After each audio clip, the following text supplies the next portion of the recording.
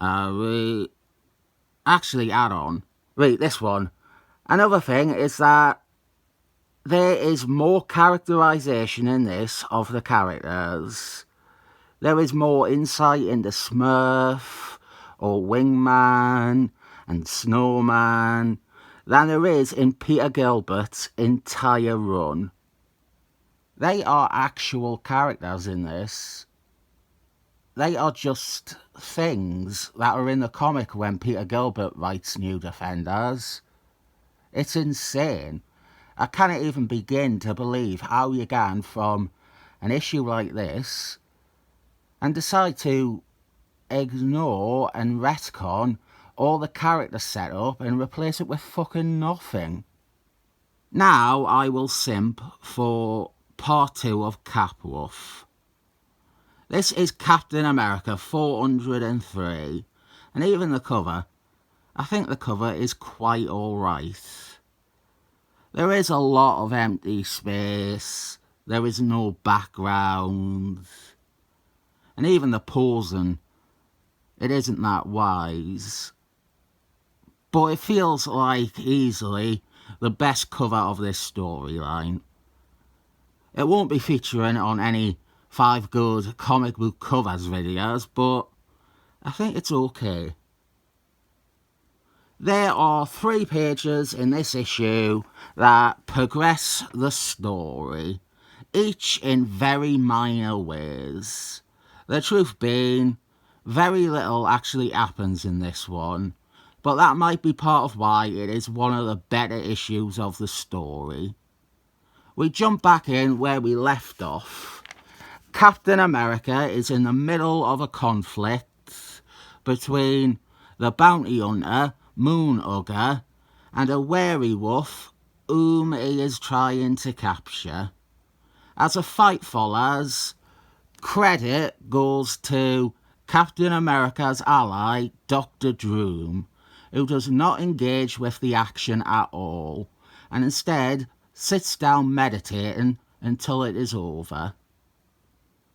I think what lets me enjoy this more than most people is that I don't find Moonhugger that bad. He is very 90s, but I don't mind his design or presence. I think he makes an interesting enemy for Captain America, and having Captain America fight a bounty hunter, it is one of the more exciting things we have in this story. I said in part 1, the werewolf he is capturing is Furiosa from Iron Fist comics, but I should give credit. Although she did appear in the origin story, it was Kurt Busey who brought her back and made her into an actual supervillain character instead of a random nameless wolf. I am not sure that is worth credit. I do not consider it a good idea anyway. Having one of the wolves that ate Iron Fist's mom be evolved by the iDigivolutionary or whatever, so that it can be an actual supervillain for Iron Fist, that is horrid. Where we go with Moonhugger after this story, I think it is looking a gift horse in the mouth. I do think Moonhugger could have become a recurring foil for Captain America. Even sometimes you can have him be an ally, but it doesn't happen. I definitely would bring him back in my 100% certified fresh Captain America run. Although actually no, 95% certified fresh. If it is a clean 100%, it comes across as shill central. Moonhugger hasn't appeared since the end of Marky Mark G's run on this series. Although he might be in that mean-spirited Kurt Busey Avengers annual, where the story is We are all bitter, deranged, homeless villains because we cannot let go of the past and the Avengers comics from the 80s and the 90s. The singing is meant to be out of tune because Arthur Fleck is so out of step with the rest of the world, damn it. One of the bits that does progress the plot is we learn part of what Moonhugger's objective is. He is working for a scientist, and she has been transforming residents of this small town into werewolves. There are two odd choices made with the art related to this section. Our mad scientist is hidden, her identity concealed by environment. Now, if this was a mystery, or meant to be a mystery, that would be understandable. But in a couple of pages' time, we see her, and there is no suggestion that it is a reveal. It is clearly not the intention of the script that who she is be disguised in this image. I will quickly explain her, but not in great detail because her original story is going to be very relevant to later videos in this story, and I will also absolutely review her first appearance at some point in conjunction with this one. It is an integral part of understanding some of the logic behind Capwolf. This woman is Sade, a villainess created by Steve Engeltine and Edelweiss in a random issue of Captain America, issue 164. She is wonderful in that, utterly demented.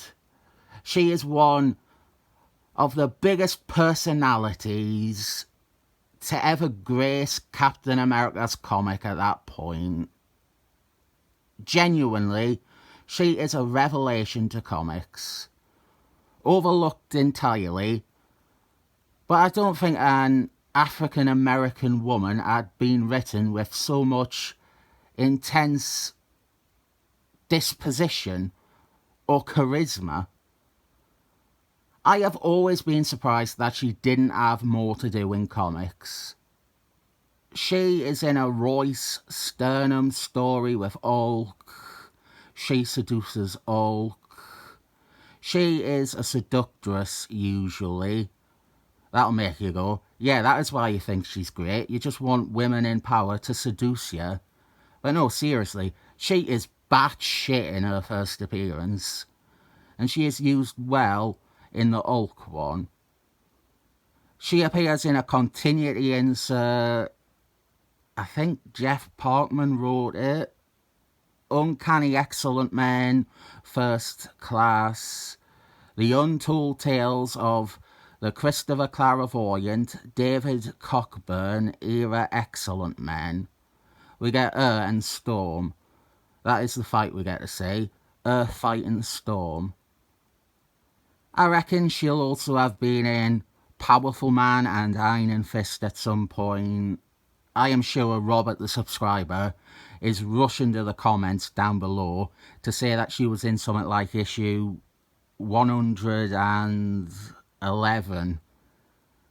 She is in Topher Proust's Black Panther.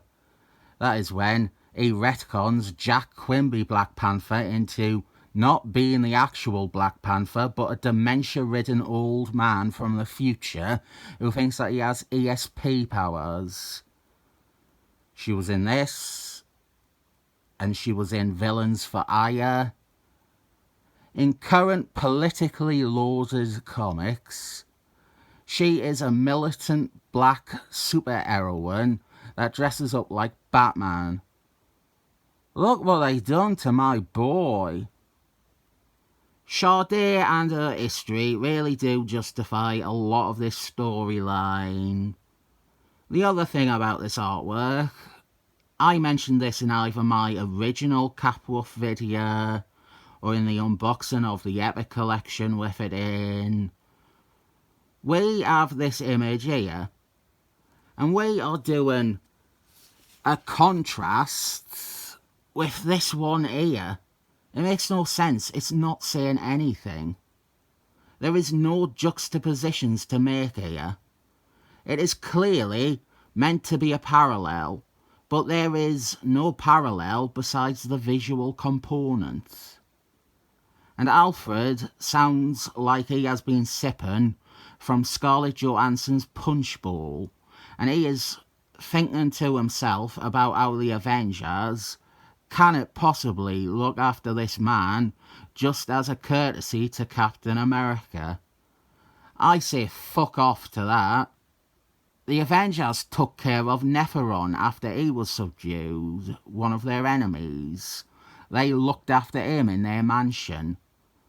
Eternity Man from a fill-in issue. Moonraker after this. Unicron. They had Wonder Man's body and made copies of Wonder Man's brain patterns, for fuck's sake. There is a laundry list of characters the Avengers have housed or looked after, and that they draw the line at D-Man is fucking annoying. Despite what Alfred, and in the previous issue Scarlett Johansson, have said, D-Man is more than just Captain America's friend. He was an Avenger, even if only briefly and only technically. He is an Avenger. It is disgraceful that the Avengers would want rid of a man who was injured while acting as an Avenger. These comics, Marky Mark's Captain America run, they introduced me to a lot of the Avengers characters. And one thing I have never been able to really forgive is the coldness of ScarJo in these and in later stories. Alfred, I can write off as a one-time out-of-character train of thought that was spotlighted. But Scarlett Johansson also trashes Captain America's relationship with Rachel Diamond. She almost purposefully tries to drive a wedge in between them, which is made worse when Rachel Diamond leaves off panel. And then, over in Avengers, we see Scarlett Johansson has her eyes on Captain America for herself. There is also that Avengers story which I like and nobody else does, but where she forces Madame Masks off the team through what is basically jealousy and paranoia. After this, though, we get some real Avengering. Captain America returns to Doctor's room, and Doctor's room is sleeping. He is that checked out of any of the action going on, or any of this adventure. My reading of Doctor's room in this story makes it so much fun. Obviously, we have had writers make Doctor's room an awful, irredeemable character, but I think had they gone the direction of this, what I am saying this is anyway, I think this could have been fun. This is the version of Dr. Doom as a rubbish hero that works. The guy who doesn't help Captain America fight Moonhugger. The guy who can't really be arsed. The guy who decides to have a nap in the middle of an action scene. Here we have Sade revealed, and I will commend the amount of leg she is shown. We tease our main villain here, the man behind this all. He has been trying to tap into J.K. Jonah Jameson Jr.'s Moonstone, the one that would transform him into Man-Wolf, and the process of doing so has sent out the equivalent of a siren song to many werewolves in the Marvel Universe.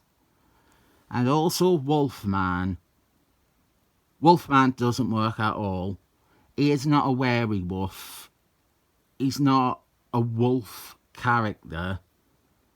But I suppose if you go with the abominable Jeff Noble's retcon, that he and Saberclaw are descended from a pack of actual wolves, this maybe makes sense. I don't like Wolfman's involvement in this story one bit. And here, he is fighting a lot of werewolves. Townspeople that Sade has transformed into werewolves. You might be getting the hint at this point that there are too many plots going on at once here. We have Sade, we have a town of werewolves, we have werewolves coming to the town, we have the Moonstone stuff, we have Captain America searching for J.K. Jonah Jameson Jr., we have Doctor Doom, we have our big bad, we have Wolfman, and we have Moonhugger. And this is actually a really good page. I like this bit. Moonhugger shoots Wolfman with a shotgun. I think it is a nice bit of storytelling, and any scene where Wolfman is taken down is always a treat. But I do think that maybe we should have gotten this scene before Moonhugger versus Captain America. I don't know though. If this was our introduction to the character, it would obviously have that effect of them trying to show that he is brilliant and badass because he took down Wolfman. But I feel like this does give us a better understanding or idea of Moonhugger than anything before.